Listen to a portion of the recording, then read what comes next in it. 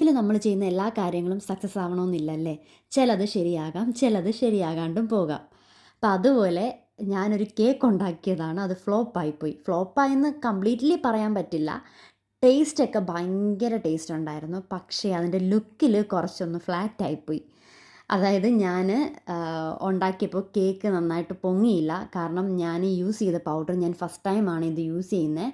Self rising powder എന്ന് പറഞ്ഞിട്ട്. അപ്പം ഞാൻ നോർമലി മൈദാമാവ് വെച്ചിട്ടാണ് ഉണ്ടാക്കാറുള്ളത്. പക്ഷേ എനിക്ക് പെട്ടെന്ന് ഞാൻ ഉണ്ടാക്കണം, ഒരു ചോക്ലേറ്റ് കേക്ക് കഴിക്കണം, മധുരം കഴിക്കണമെന്ന് തോന്നിയപ്പോൾ ഞാൻ നോക്കിയപ്പോൾ മൈദയില്ലായിരുന്നു.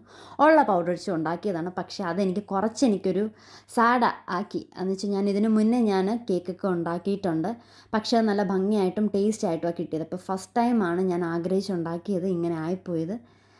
എന്നാലും ഞാൻ ഹാപ്പിയാണ്. കാരണം അത് എല്ലാവർക്കും ഇഷ്ടപ്പെട്ടു. ടേസ്റ്റിൻ്റെ കാര്യത്തിൽ ബെസ്റ്റ് ക്വാളിറ്റി ഉണ്ടായിരുന്നു. പക്ഷേ ലുക്കിൻ്റെ കാര്യത്തിൽ ഒട്ടും കൊള്ളത്തില്ലായിരുന്നു. എന്നാലും കുഴപ്പമില്ല. പെട്ടെന്നുണ്ടാക്കിയൊരു കേക്കാണ്. എല്ലാവർക്കും പെട്ടെന്നുണ്ടാക്കാൻ പറ്റുന്നൊരു കേക്കാണ്. അപ്പോൾ കഴിച്ചവർ തന്നെ അതിൻ്റെ ടേസ്റ്റിനെ കുറിച്ച് പറയുന്നത് നമുക്ക് കേട്ടാലോ?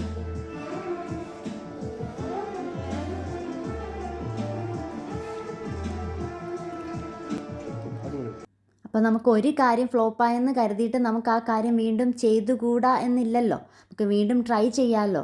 അപ്പോൾ അതുപോലെ നമ്മുടെ ഡ്രീം അച്ചീവ് ചെയ്യുന്നവരെ നമ്മൾ വീണ്ടും ട്രൈ ചെയ്തുകൊണ്ടിരിക്കുക. അപ്പോൾ അത്രയേ ഉള്ളൂ ഇന്നത്തെ വീഡിയോ. കേക്ക് എല്ലാവർക്കും ഇഷ്ടപ്പെട്ടെങ്കിൽ സബ്സ്ക്രൈബ്